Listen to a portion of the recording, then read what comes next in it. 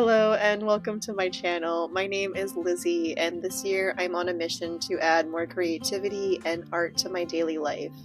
Today I wanted to show you my first junk journal of 2026, so grab a drink, a snack, your journal, or whatever craft you are currently working on, and let's get cozy. So all of the footage you're seeing now I filmed back in January. That's when I first started working on the cover and making spreads, starting with New Year's Eve. As always, Kitten is going to be my professional assistant for the day. She's already doing such a great job.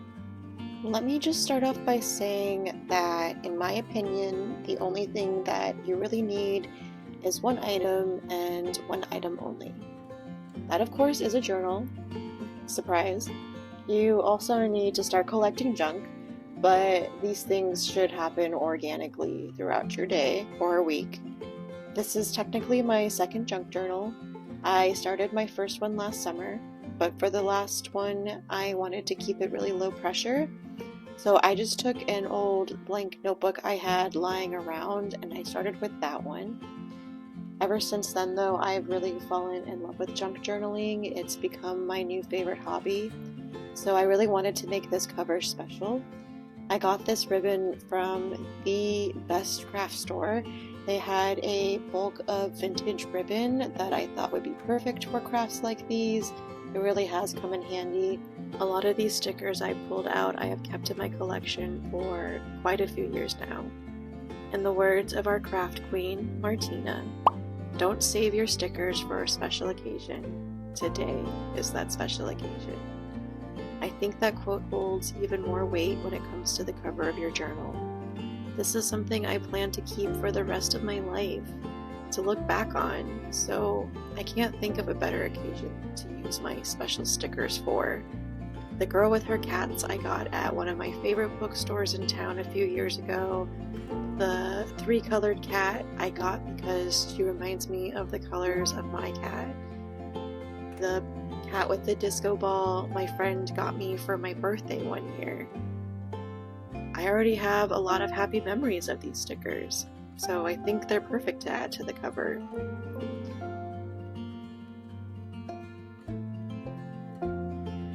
I love this sticker sheet with these woodland forest-like characters. If you know me, you know all I want to do is escape to the middle of the woods and just have this nice, quiet forest woodland life where a mouse makes me soup. I would love to escape into this world.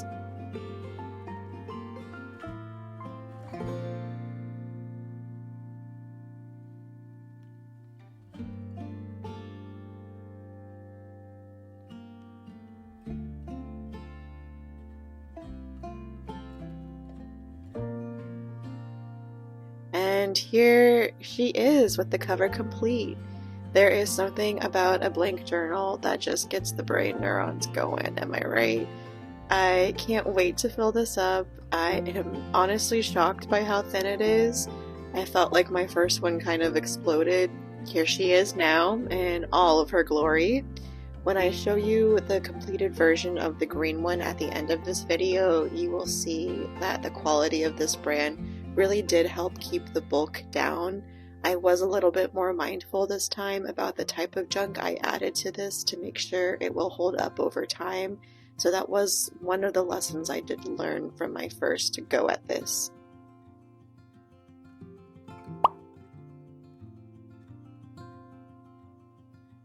I didn't do an intro page in my first journal, I just deep dived into my first spread, so I thought I would do things a little differently this time. This is how I would set them up in my journal as a kid. It reminds me of, when you open up the first page and write, "This diary belongs to Lizzie Suk Park," and then usually I would put "keep out" with skull and crossbones on it because I had a sister. Another thing I was doing differently this time in this green journal was adding photos to each of my spreads. Once I realized this was a hobby that I would really like to commit to, I really turned these journals into my memory keepers. So I did buy a mini printer. So far it's proven to be a really good investment. I don't have a large printer at home, so this is really ideal. I didn't do photos for my first journal, and I still love her. So again, not necessary to buy. Another lesson I learned from my first journal was to keep my spreads more simple. It works better for my style, and it gives me more time to kind of take in the bigger picture. I had this mindset that if I had a bunch of junk from a trip or an event, I had to put all of that junk onto one page as opposed to spreading it out into multiple pages, which is something I did a lot more in this journal. I did kind of forget that lesson towards the end of this second journal. I had a few spreads that got a little chaotic, a little out of hand. I was kind of in a weird place in my life at that time, so I do feel like it's a very good reflection to how I was feeling. I find that one of the most beautiful things about journaling. It can be messy, it can be chaotic, junky, or it can be simple, clean. There's pretty pages, there's messy pages. It's really a true reflection of your life and what is going on. I think it's really a great way to express yourself. I wanted to add a picture of Kitten, my husband, and me. We are huge Halloween fans in this household, so I wanted to go with our costumes from last year. Kitten was Cat Pilroan, the one and only, and we actually went to Disneyland one of the days in October, and so we dressed like Beauty and the Beast. On actual Halloween, we went as Pulp Fiction, which you might see in a later video, in a later spread. But my entire life, I have been a junk, or what my family likes to call a trash collector. I love memory keeping so much. And when I go out and have these beautiful life experiences and I come across ephemera, it kind of feels like a free souvenir. From coasters I get at the bar when I go out with friends that I haven't seen in years, to a napkin from a cafe where I had the best pistachio croissant of my life. These are things that I've always wanted to hold on to, even if it's just for a tiny little memory. These things always felt special to me. I just never knew what to do with these things when I did start collecting them. I ended up with what my grandma and my mom did when I was a kid, which is, get a nice box, fill it up with your kids' math tests, refrigerator drawings, popsicle sticks. I put all of my stuff in a hat box. But did I ever go in that hat box? No, not really. Maybe every couple of years when I had to move apartments, I would sit down in my bedroom and open up the box and I would see all these things I hadn't thought about in years. That feeling is quite magical. I do love that experience. I do love going down memory lane, just maybe not on moving day. I knew there had to be a better way out there. Then I learned about junk journaling, and my life has changed. I honestly was a little mad at first. I was mad that I hadn't thought about this myself. What do you mean I can just take all this stuff and glue it down and make it pretty and put it in a journal, and it's even a cute crafting project in the process? It just felt so perfect and curated for me. My hat box was okay, but it's not this beautiful journal I can take off the shelf and flip through like it's a photo album. And I can't believe I didn't think about this. It's not like I hadn't thought about scrapbooking before. I didn't know what scrapbooking was. So to implement it in this nature in my life just made so much sense. I did take a moment. I did ask myself if this was something I would be willing to commit to. I have always been a journal girly. I love journals. I'm just not consistent, and I'm okay with not being consistent with my journals. Every year in January, I get my planners, I get my journal ecosystem going, but when life happens, I go through periods where I don't touch them, and I'm okay with that. But sometimes it can feel like guilt and shame. It took a while to get to a time in my life where I was okay going with periods without it. And I just didn't want to add this to the cycle or make myself feel bad if it wasn't something I could fully commit to.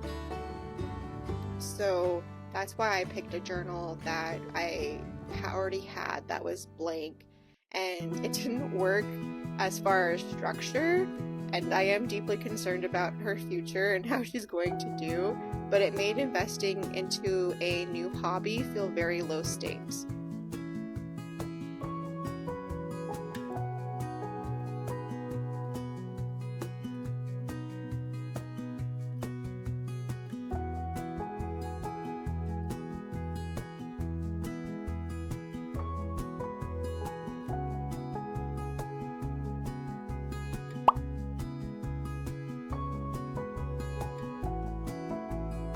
And here is my journal at the end of May. I can't believe I've already filled it up.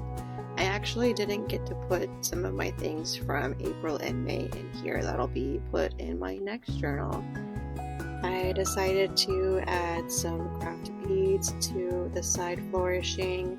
I got these beads at the Renaissance Fair just specifically for my junk journal. I thought they'd be really cool to add pieces to it.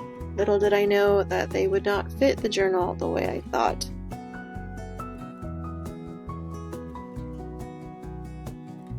But I've had such a great time with this journal. I had some good times and bad times this year, and this journal was around for all of it.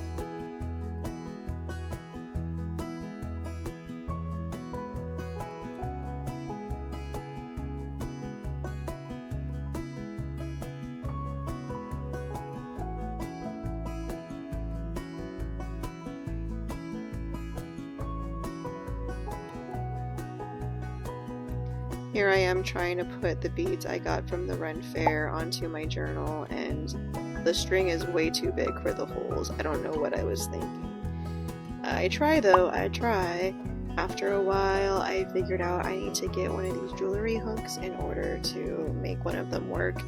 And I used the bird at first, and putting the jewelry hole in and trying to bend it to make a hook totally ripped off the back of the bird's head, and I am sad here.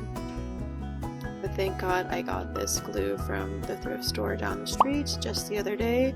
Again, the same thrift store coming to the rescue, and I was able to glue his head back on. I ended up hanging him from the ribbon I got from the craft thrift store on top right here, and I just decided to add my initials to the side for the beads. I think that turned out a lot more simple than adding just junk journal or whatever I was trying to do.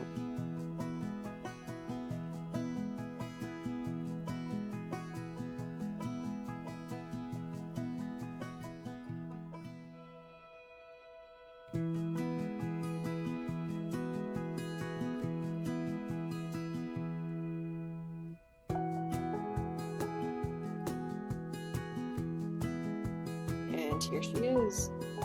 I am sad that this is it with us. She treated me well, and we had some good times together.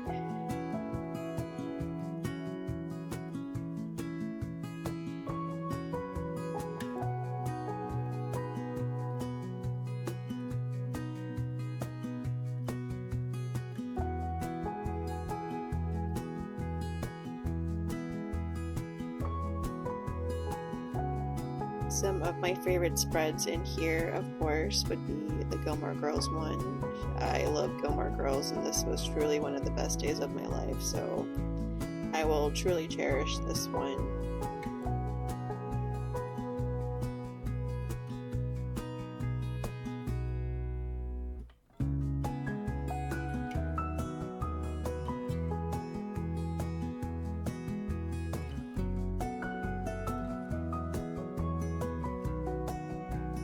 Again, some of these got a little chaotic in the back, but that's okay. Things don't have to be pretty all the time, and I'm learning to be okay with that. I hope you guys enjoyed coming with me on this journey of going through my first junk journal of this year from creation to finalization.